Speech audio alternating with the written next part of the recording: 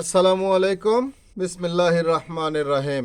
শ্রম আইন নিয়ে আলোচনা করার জন্য আরও একটি নতুন পর্ব নিয়ে আপনাদের মাঝে উপস্থিত হলাম। আমি হোসাইন আহমেদ আকাশ, সাধারণ সম্পাদক, বাংলাদেশ প্রগতিশীল নির্মাণ শ্রমিক ফেডারেশন। সংগ্রামী সাথী ও বন্ধুগণ, আশা করি সকলে ভালো আছেন।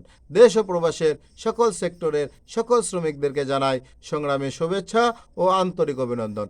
সংগ্রামী সাথী ও বন্ধুগণ, আজ আমরা আলোচনা করব শ্রম আইনের ধারা 154 নিয়ে। মাসিক ক্ষতিপূরণের থোক অক্ত দ্বারা পরিশোধ।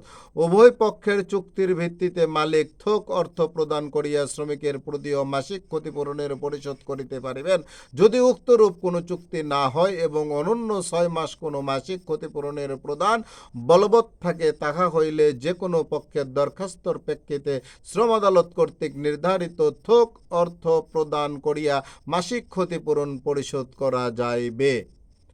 সংগ্রামী সাথী ও বন্ধুগণ, অত্যন্ত গুরুত্বপূর্ণ একটি বিষয় নিয়ে আজকে আমরা আলোচনা করলাম। আশা করি সকলে ভালো আছেন, আশা করি সকলে বুঝতে পেরেছেন।